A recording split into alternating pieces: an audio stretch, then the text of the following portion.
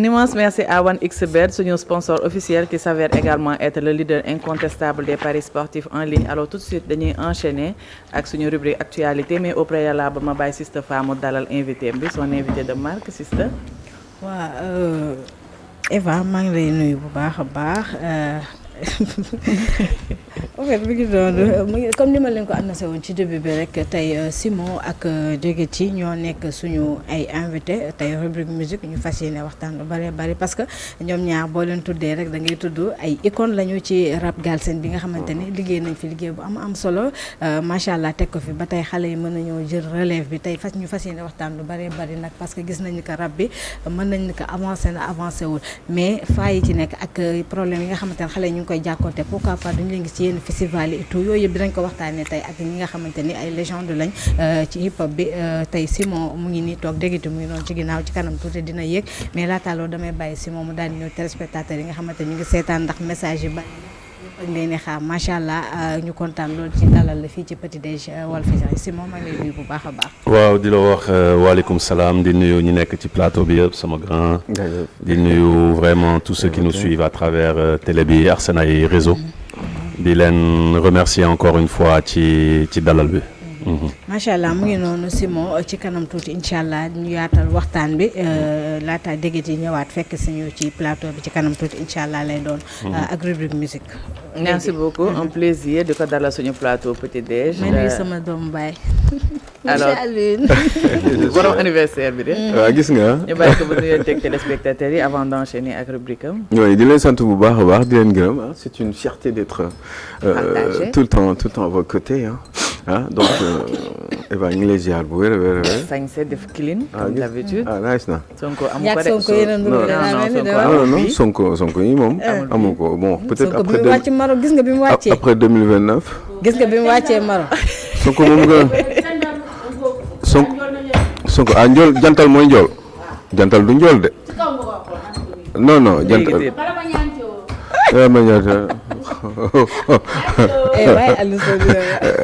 mais man gëm mais kii tekkiwul dara bàyyi ko foofu rek di leen ziar bu wér a wér c'est un plaisir encore une fois je le dis tout le temps Mounass ñu ngi lay ziar bu wér a wér Mounass bu Sonko Mounass la marocaine ñu ngi koy nuyu bu baax a baax kontaan et puis l'autre grand plaisir aussi c'est de retrouver ce grand monsieur qui est Simon un monsieur qui applique son panafricanité si je puis dire à la lettre même c'est dans son comportement que ça se voit il ne parle pas beaucoup il agit en tant que africain et bravo au-delà justement de ses talents en musique donc content naa de retrouver là encore merci Simon yal na la yàlla sàmm et puis que vous ayez beaucoup de succès dans ce que vous faites parce que ñu ngi lay xool de loin à travers les statuts donc kontaan naa di nuyu équipe technique bi bu baax a baax aussi ñoom Modou Fall entre autres Pierre et puis sama boy yu baax yi caméraman yi ñu ngi leen di ziar ñoom Louis Faye sama jarbaat et puis Babacar aussi Babacar Lo di bàyyi xel bu baax a baax aussi Penda Diallo Gueye di ko nuyu di ko sant bu baax a baax ci liggéey bu mu caay bi muy def di ziar jëkkër ji bu baax a baax voilà monsieur Gueye sant leen c'est un plaisir. Merci beaucoup. Justice, corruption et détournement de deniers publics et si Sonko avait raison. Voilà, bon moi le premier sujet, je pense qu'on pourrait partager cet avis et puis c'est un plaisir aussi de pouvoir échanger avec Simon. Absolument. Qui n'est pas que musicien, qui n'est pas que artiste, mais qui est un intellectuel confirmé et avec qui des fois je partage beaucoup de ses idées. Donc dinaa kontaan nekk ak moom fii. Pour waxtaan ak moom ci loolu justice effectivement corruption et détournement de deniers publics et j'ai posé la question et si Sonko avait raison parce que li tax moo ko évidemment il en a fait un meeting même si c'est le premier ministre qui était parti à Rabat il en a profité pour rencontrer ses militants ñi nga xam ne ñoom ñoo nekk au Maroc donc ci biir mbir moomu dama dégg moo ay wax yoo xam ne xëy na peut-être des fois nit mun na xaw ma ni ñu koy waxatee nopp ni ñu koy waxatee waaye kii lapin am na nopp bu gudd lapin loo ko kii loo ko ñombar voilà boobu nan la ti la encore loo ko bañ loo ko bañ nangul ko ni mën naa daw waaw non noppam yu guddi laa wax nopp yi gudd na quoi loo ko bañ xamal ni nopp yi gudd na waaw donc j'ai été alerté par des propos qu'il a eu à avancer par rapport à la justice, les détournements de deniers publics et surtout la corruption au Sénégal. Quand il xam nga ni li mu ci wax bon du ma duggaat ci détails mais nee na Sénégal problème bi mooy yooyu la corruption détournement de deniers publics te loolu dafa yàgg depuis des années te dafa enfoncé wu dans le système te wax dëgg yàlla yooyu mënoo ko dégg ba pare di penser le contraire parce que tout simplement il a raison. Il a raison parce que quand même xam nañ ne ci réewu Sénégal depuis bi ñu indépendant c'est vrai que ni am na ay jotul régime yi nga xam ne ñoom ñoo toppante woon am nañu ay liggéey yu ñu fi jot a def mais comme j'avais l'habitude de le dire xam man dama bëgg benn affaire gis nga bu ma yàggee di wax mbir ma dégg nit wax ko j'ai envie de le répéter parce que pour d'abord montrer aux Sénégalais que ni lii man yàgg naa ko wax et puis ça je le partage avec celui qui vient de lire et celui-là c'est Ousmane Sonko aujourd'hui te li mu wax dëgg yàlla sur les détournements de deniers publics sur la corruption au Sénégal sur justement l'inégalité de traitement au niveau de la justice entre les populations loolu daf fi am na ñoo xam ne tey jii bu ñu leen tëjoon ci kaso bi pour benn détail justice capable na téye leen fa pendant des années alors que justement peut-être defuñu dara te loolu je pense que ni il faut résoudre ce problème-là parce que justice bi surtout lenteur de la justice ak tëj yi ñuy tëj nit ñi les longues détentions te kenn du leen juger ba pare un jour ñu juger leen génne leen yooyu yëpp c'est des choses à régler le problème du parquet entre le parquet ak le link bi nga xam ne moom moo existé entre le parquet et enfin comment je pourrais le dire c'est-à-dire que li nga xam ne moom mooy l'exécutif bi nga xam ne moom moo contrôler le parquet il faut que ñu trouver une solution par rapport ak peut-être que il faut je ne sais pas je réfléchis en même temps mais il faut peut-être je me suis toujours battu pour que mu am un juge des libertés et de la détention parce que loolu mooy gën a indi justice quand il s'agit de dire le droit en général c'est clair dans nos textes bu ñuy wax droit juge yi parce que juge yi joxuñu seen xalaat à moins que ñu tombe ci situation boo xam ne ils sont obligés de faire valoir leur intime conviction boobu sax d'accord naa ci mais ci wàllum ci généralité juge bi il ne fait que dire le droit li ñu bind lay def te en général texte yi leer na problème bi kay moom mooy traitement bi ñuy traité nit ñi et link bi nga xam ne dafa doole bi nga xam ne procureur daf ko am au Sénégal te loolu du yoon exemple bu mujj rek mooy Farba Ngom bi nga xam ne téye nañ ko ci téye nañ ko pendant 11 mois ak ñoom Samuel keneen ki nu mu tudd Tahirou Sarr entre autres ñi nga xam ne dañ leen fi jàpp téye leen ay at quelqu'un comme Badara Gadiaga ci li ñu ko jàppee aussi yooyu yëpp c'est parce que il y a un problème c'est parce que parquet bi ki koy contrôler mooy le ministre de la justice te ministre de la justice boobu bu fekkee ni dafa am un patron qui s'appelle le premier ministre et que ce premier ministre là aussi am un patron qui est le président de la République bu fekkee ni dañu xaw a am ay conflit politique entre ñoom ak nit kookee justement eh ben peut-être que ni mun nañu digal ay digal ñu toroxal ki nga xam ne moom mooy seen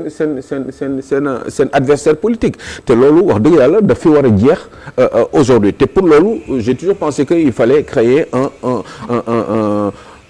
benn genre juge des libertés et de la détention. Les propos de Sonko, est-ce qu'il est la personne la mieux habilitée pour dire cela en ce sens que c'est le chef de gouvernement et détient le pouvoir exécutif et législatif su waxee noonu di pointe du doigt la justice et tout ça donc c'est pas en quelque sorte un aveu d'échec?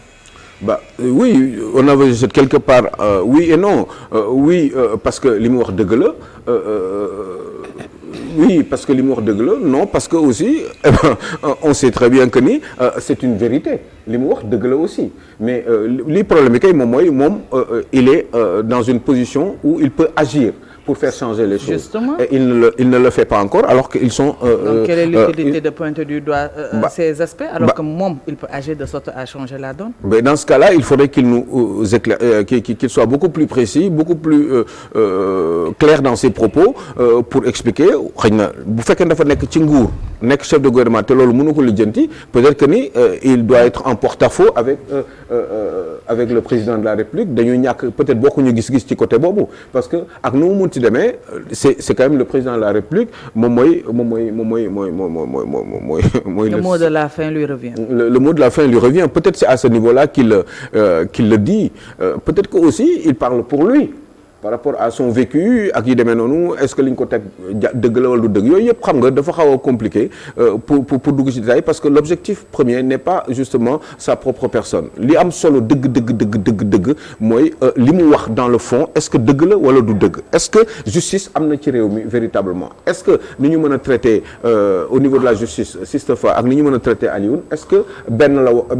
wala déet selon nit ki quand même dafa am façon bi ñuy juger am na ñoo xam ne nee naa la problème de détention provisoire problème de justice le Sénégal bu fekkee ni Sonko à ce niveau-là lay waxee eh ben je suis totalement en phase avec lui bu fekkee ni problème procureur bi nga xam ne ku mu neex mu teel gis ngeen Samuel Sarr teel nañ ko ay weer jékki-jékki yow suba teel génne ko gis nga chambre d'accusation bi dafa casser renvoi bi nga xam ne moom la ñu tegoon ci ndoddu Samuel Sarr pour ñu yóbbu ko en chambre correctionnelle gis nga ni la chambre d'accusation wax na ñooñu bokkul c'est différent léegi kan moo def loolu mooy ñi nga xam ne ñoo maîtriser le parquet te loolu wax dëgg yàlla à mon sens daf fi war a jeex moo tax encore une fois je reviens sur le fait que ni sama xalaat bi nga xam ne dama ko yàgg di wax moom mooy il faut que ñu créer un juge de la détention et des libertés juge des libertés et de la détention comme ça se passe en France ba nga xam ne juge boobu moom mooy xool ndax kii jar na bu instruire le dossier moom mooy xool ndax kii jar na ñu bàyyi ko ci kaso bi en attendant parce que il est toujours présumé ou il est censé être présumé innocent donc loolu da ngay téye nit ba mu neex la nga jékki-jékki bàyyi ko ne ko defoo dara kaw Samuel Sarr bi mooy kaw gën a récent Badara Gadiaga téye nañ ko pendant combien de temps plus de 100 jours am na ñoo xam ne kii Farba Ngom téye nañ ko mais ba léegi mënuñu leen ne Farba Ngom ndax il est coupable ou pas parce que kenn jugé ko le cas de Tahirou Sarr entre autres ak ñeneen ñoo xam ne kenn xamu leen ñi ngi ci réew mi nekk ci kaso bi dañ leen fa téye parce que dafa am ñoo xam ne ñoo leen ëpp doole peut-être que ni ils sont un petit peu influents par rapport ak yenn juges yi wala ñu am ay am doole quoi tout simplement te loolu wax dëgg yàlla dëgg la kooku ci wàllum justice bi la donc justice bi il faut que am na yoo xam ne moi je pense que texte yi baax na problème bi kay moom mooy link bi nga xam ne moom moo am parquet gi nga xam ne moom la kii di contrôler léegi le pouvoir exécutif alors qu'on est dans un régime véritablement de séparation des pouvoirs parce que dañu ne justice pouvoir la comme pouvoir exécutif ni mu fi nekkee mais exécutif bi dafa mel ni des fois dafay tënk justice bi via justement le parquet bi nga xam ne ki koy contrôler mooy le premier ministre te premier ministre boobu moom mooy contrôler le ministre de la justice lu mu ko wax lay def imaginez bien kii Ousmane Diagne pourquoi mu dem c'est parce que il n'était plus en phase avec le premier ministre donc est-ce que il nous faut un premier ministre qui est forcément ou un pouvoir exécutif qui est forcément en phase avec le pouvoir judiciaire pour que ñu mën a am dëgg une vraie justice parce que il suffit ma contrôler rek mooy dajale ay dossiers yóbbu ko ci justice exécutée te procureur bi lu mu wax la ñuy def ba pare procureur bi am doole donc bu ñu amee un juge de la détention et des libertés juge boobu xëy na en France JLD lañ koy wax kooku mënuloo ko dara parce que dañ koy encadrer institution lay doon dañ koy encadrer ba nga xam ne moom kenn du ko mënal dara ba pare mettre ko ci ay conditions yoo xam ne kenn mënu ko teg pression bu boobaa effectivement moom mooy xool saytu ndax kii en attendant ñuy lijjanti ay dossiers ñuy instruire dossier am est-ce que war nañ ko fi bàyyi war nañ ko bàyyi ci kaso bi wala déet parce que des fois aussi baax na ki nga xam ne tëjaguñ ko wala jugé guñ ko aba ñu bàyyi ko ci kaso bi parce que boo ko bàyyi xëy na yow li ngay seet xëy na doo ko gis bu na ko nëbb loolu rek moo tax ñuy détenir provisoirement quelqu'un. Bon, on va essayer de recueillir brièvement l'avis de monsieur Simon par rapport ak kàddu yi nga xamante ne Aliou Sow moom la yëkkati bu dee am nga une analyse par rapport à cela. Bon xam nga man nag tey defe naa man maay seul artiste bi nga xam ne parce que je suis là parce que Pindra Optimis Production organise le show des légendes. Je suis le seul artiste bu ñu taaj dañ ma taaj ne ma Simon tu ne parles de rien d'autre, tu parles de show des gens. Je donc xam nga rek ma koy ñaan sama grand di leen ko ñaan yéen. non dëgg la parce que amul kenn ku dem ci plateau ñu xëcc la taaj la Simon kese la ñu woo parce que xam nañ ne su ma décoller rek damay xam nga donc ma leen ko doon ñaan rek xam nga voilà pour dañ laa canaliser exactement ma décidé au nom d'un groupe ma ne xaaral ma décidé yaru quoi. On va enchaîner rapidement avec le deuxième. On aura l'occasion la prochaine fois de le choper. Uniquement pour ça sax voilà exactement boobu moom c'est quand vous voulez boobu moom on va débattre sur tout ce que vous voulez. non dañ koy def je suis d'accord. L'heure file Aliou. Je suis d'accord. Bon, corruption bi aussi c'est pareil Ousmane Sonko en a parlé mais la corruption elle existe toujours au Sénégal wax na dëgg. Parce que dëkk bi quand même mais on voit des gens des milliardaires dans ce pays là yoo xam ne amuñu ay entreprises amuñu 100 personnes yoo xam ne ñoom la ñuy fay par weer donc comment on peut se retrouver du jour au lendemain nga nekk milliardaire comme ça parce que dañu la jox un gros marché yow ki la jox marché bi yow kooku ñaata nga ko jox c'est pour ça que vous voyez des DG. Pourquoi ces pratiques perdurent toujours à l'ère du jub mais ça perdure parce que marché yi ni ñu koy joxee la loolu du corruption ay fait de corruption amul ci loolu quand même loolu mu wax saa yi quand même dëgg la nañu waxante dëgg. corruption détournement de deniers publics yi daf fi am aussi li ñu am ci Sénégal comme ressource ak li ñu jotal lépp yëpp dajale ko pour suñu budget pour liggéeyal Sénégal mais man dama gëm ni bu fekkee ni 100 la presque la moitié gars yi dañ koy dóor c'est pour ça que vous voyez des ministres qui yeewu suba teel nekk ay milliardaires. c'est pour ça comme je le dis souvent est-ce que mos ngeen fi gis c'est rare ngeen di gis ay ministres pare liggéey pare nekk ministre wala pare nekk DG après dem wuti waat liggéey feneen parce que ils ont besoin d'argent pour continuer à gérer leur famille en général du ñu liggéeyati sax parce que ils ont amassé suffisamment d'argent te loolu du seen salaire moo leen koy jox donc loolu quand même dëgg la y a beaucoup de détournement de fonds y a beaucoup de corruption dans ce pays là marché yi ni ñu koy joxee dëgg la marché yi mais amul cas bu gën a grave boobu mënu ma ko wanaa suba tey muy ONAS xam nga c'est la vérité quoi. C'est les mêmes personnes quand Ousmane Sonko parle du système des gens qui sont là depuis des années mais wax na dëgg nañu wax fii yàlla rek a fi nekk on peut pas le réfuter c'est une vérité. boo jëlee kaw ONAS bi ki nga xam ne moo ëpp mooy gën a contrôler marché ONAS nga xam ne nee nañu def nañu fa 766 milliards ci plan décennal ci ñoom Macky Sall bi ñu fi nekkee mais quand même ce monsieur là cette dame là bi nga xam ne moom mooy gérer Delta. mais ndaw soosu est-ce que xam nga nan la fa duggee. mais cadre banque la woon mais jëkkëram mi ko nommé directeur de l'assainissement ci la démissionné ñëw nekk créer entreprise am depuis moom moo fa nekk. waa léegi loolu dëgg la wala du dëgg bu fekkee ne du dëgg ngeen jégal ma ngeen wax ma ni lu tax du dëgg li tax li ma wax du dëgg c'est une vérité 22 ans 2002 ba tey ndaw saa nga foofu. Delta mooy contrôler la plupart des marchés de l'ONAS. Peut-être parce qu'elle est performante. mais elle est performante mais gis ngeen li ñu wax yëpp ci marché ONAS bi ay 766 milliards yoo xam ne kenn xamul fu mu dugg ba léegi Ndakaaru mi ngi taa bu awma temps dugg ci détails yi mais je vous assure que ni da ngay waru pourquoi Cheikh Dieng bi mu ñëwee ne leen génneel nañ fi jóge dañuy xoolaat marché yi mënuñu ko jox ay quelques ñaari nit ñu téye 80% des marchés de l'ONAS léegi mu ne affaire dañ ko bëgg a changer. bah quand même monsieur Sonko foofu tamit il faut nga wax ñu nu mu demee véritablement parce que yow li nga wax dëgg la mais quand même dans le fond mais lu tax Cheikh Tidiane Dièye dàq Cheikh Dieng lu tax ngeen ànd ci parce que Cheikh Dieng li mu wax leer na ba pare mu taxaw nee na dama bëgg mbir yi gën a leer sax yóbbu leen tribunal faalewu leen ko te yow loolu ci seen régime la yéen ñi nga xam ne da nga bëgg rupture donc vous me posez un problème des fois je suis dans le doute mais théoriquement li nga wax dëgg la c'est une vérité. mais ONAS bi nag nu ñu ko bàyyee ONAS depuis 2002 la on sait très bien que les gens comment ils s'enrichissent da ngay am des millions mais nga am immeuble 10 étages 10 étages te 3 millions nga am maximum par mois. C'est un problème. wala 5 millions mais loolu comment ils trouvent cet argent là ñoom fu ñu koy jëlee mais dañ ko sàcc maintenant après boo nekkee ci biir nguur comme yéen Sonko yaa ngeen ci biir nguur gi mais fenn ba loolu bañ a amati d'abord la ngeen war a njëkk a def arrêté loolu ba loolu bañ a amati te mën ngeen ko. parce que gars yi fi ñuy jaar xam ngeen ko ni ñuy joxe marché yi xam ngeen ko ni ngi continuer ba tey man gis naa ay marché yoo xam ne non je vous assure damay wax nii am na ñoo xam ne ñu ngi ci nguur gi xam nañ ko xam nañu am na ay marché yoo xam ne ay këyit yoo xam ne mais wallaay da ngay waaru da nga naan mais marché yi ñi ngi continuer di ko joxe de la même sorte en tout cas am na de ba tey monsieur Sonko loolu am na ba tey am na ñoo xam ne dañ leen di jox ay marché yoo xam ne wax dëgg yàlla du am appel d'offre mais ki leen di choisir kooku il faut après nga defal ko ay bagages bu lu joxe marché 500 millions par exemple mais marché 500 millions boobu ki la ko jox mu wóolu ni amul appel d'offre mbir mi jaarul yoon mais nan ngay def mais après ça waay quand même di nga ko tabaxal benn kër sax mais kër pour nga am ko il faut nga leb banque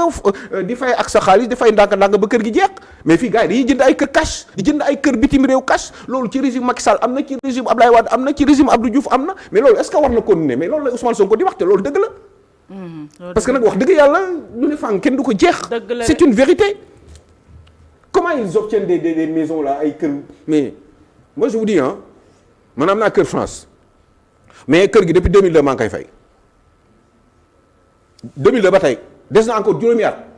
ak lu si teg léegi mu jeex tiens bon ah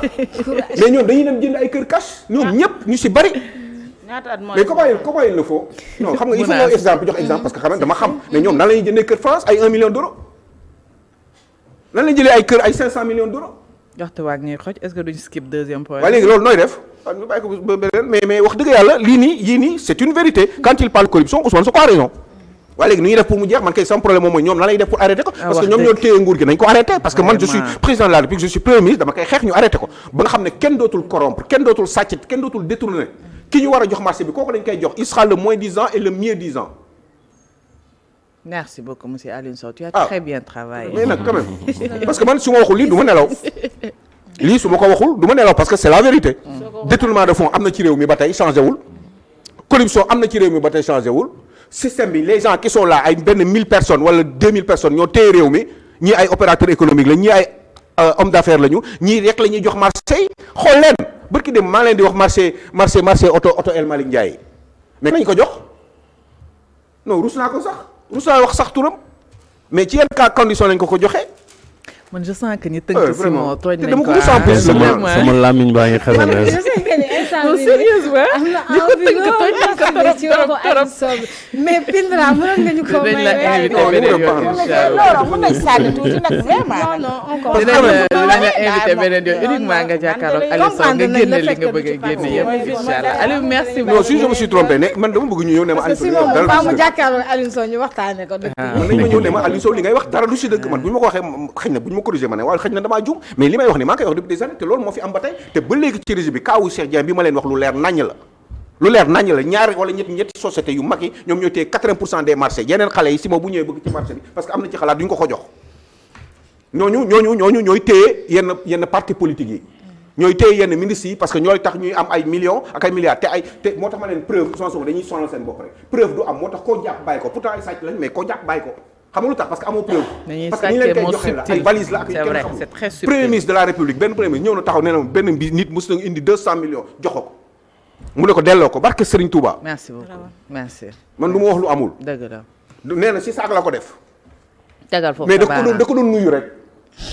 da ko doon nuyu quoi. nuyoo nii la Sarr yàlla na ko yàlla yërëm kii nu mu tudd ki doon sol plastique yi. loolu nañu mérito genre nuyoo murit lañ koy wooyee waaye pourtant loolu nuyoo murit parce que nag.